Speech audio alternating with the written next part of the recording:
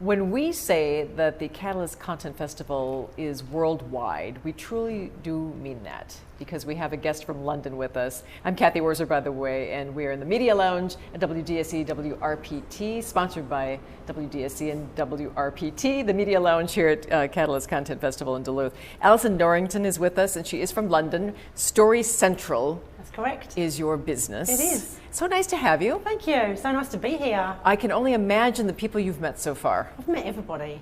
Like amazing people, local people that have flown in from all over America, Canada. Like I love it. It's brilliant. Who have you met so far that intrigues you, or what ideas have you heard? That's a really good question, actually. Okay, so for the last 3 mornings, I've been running Story World sessions, right? So I used to be the conference chair of an event called Story World Conference. It was a big 3-day event. And I kind of took it on and changed it up in a few ways. So Story World Sessions was the last 3 mornings, for which I curated a series of brilliant speakers who have spoken, to answer your question, who have spoken about things like the power of a narrative of a story to create a movement.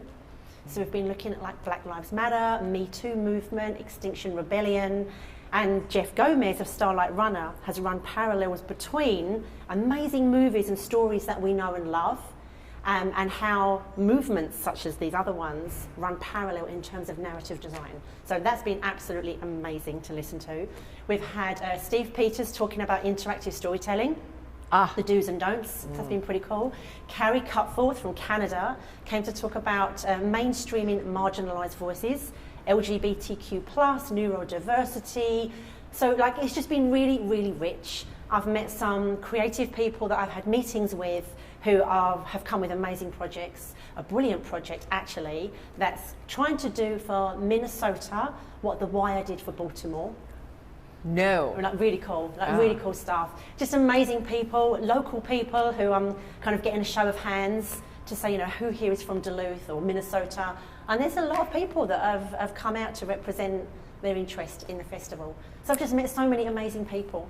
I'm curious, you know, I'm sure as you speak around the world, content creators always want to know with the disruption in the old way of doing things, with disrupting the old modes of distribution and interaction and formats. I mean, what do you tell some of these producers who come to you looking for advice? Okay, the first thing I always say to whoever I'm working with is, why do you want to tell this story, right? I want to know their story, I want to know where their heart is, where their passion is, and then I ask the question of what is the thematic premise, or again, the heartbeat of your story. Because if you don't have that theme or that premise at the center of your story, you kind of don't have a roadmap to move along with.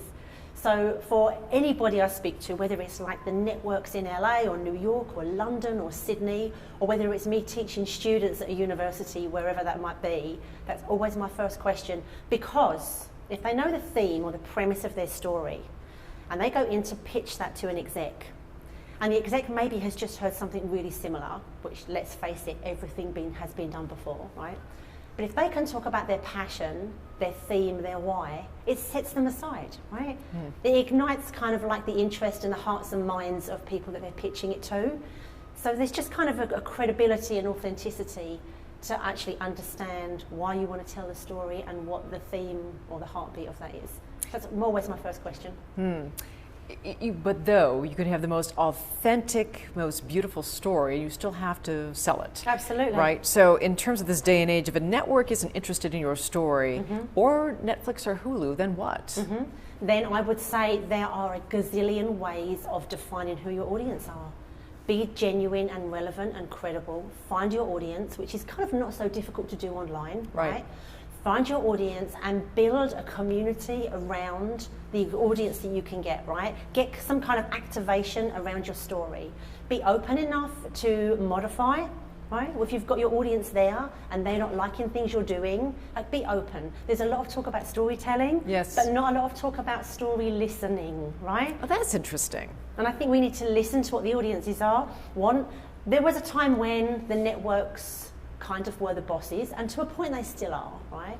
But you know, television, publishing, radio, it was like a pipeline push of storytelling, where we had very little choice of where we consumed our content.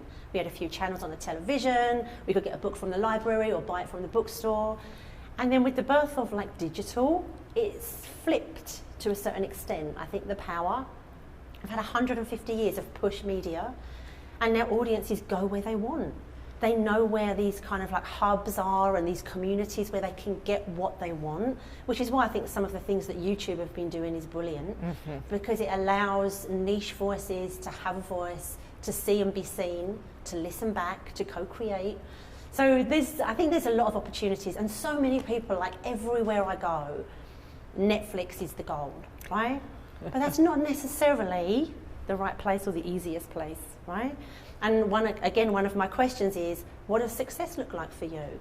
I've worked on, I'll tell you what I did, I worked on a documentary with a Swedish lady 2 years ago, and she'd followed her subject for 10 years. I mean, not a lot followed in a creepy way, right? She wasn't stalking her, but she'd followed / worked with her subject for 10 years, right?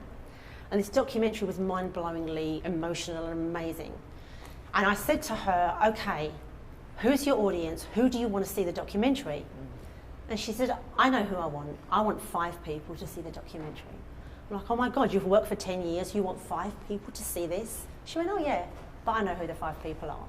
I was like, oh my goodness, right? And she did. It was like policymakers, it was like prison reform centres, it was schools. She knew exactly who she wanted to see that in terms of the activation she wanted around it. It was amazing. So that's what you have to keep in mind. So. Good advice to keep in mind as to who, well, obviously, who is your audience. Right. But as a final question here, as a content creator though, boy, and I've done this before, it's hard to give up the reins to co-create with your audience. Absolutely, totally agree. And I think there's levels of that, right? There's you as the writer, creator, genius, whatever, writing this beautiful piece of work, having no idea who it's for really, and then pitching it out in a crazy, crazy market, right? Then there's the element of, like the second level, listening, right? Define who your audience are, figure out where they're hanging out online and offline. Talk to them, listen to them, prototype ideas and listen back. But you're not saying like, take my story, you're saying, I'm the boss of my story, you're not going to change it, but I'm really interested. Like, there's a dialogue to be had. And you could even go further to like allow assets of that story out on digital platforms for people to co-create and play and mash up. You're still saying, I'm the boss of my story, but I'm going to give you stuff to play with, right? So I think the absolute of co-creation is really scary, and I would absolutely not go there, right? That's dodgy. Eric Kripke did that with his series Supernatural, with the final season. He invited fans to co-create with him and create canon. And some did, and some hated it, and thought he was a storyteller, and what was he doing asking people to help him? But yeah, I wouldn't do that. No co-creation like that. Oh, I'm telling you, I wish I could talk to you for many, many, many more minutes, if not hours. You are terrific. I'm so happy you're here at Catalyst. Thank you. And I hope you enjoy the rest of your stay here. I love it. What a great city. I love it. Thank you. I'm glad you like Duluth. I do it love is something. Duluth. Thank you very much. Alison, all of the best. Thank you.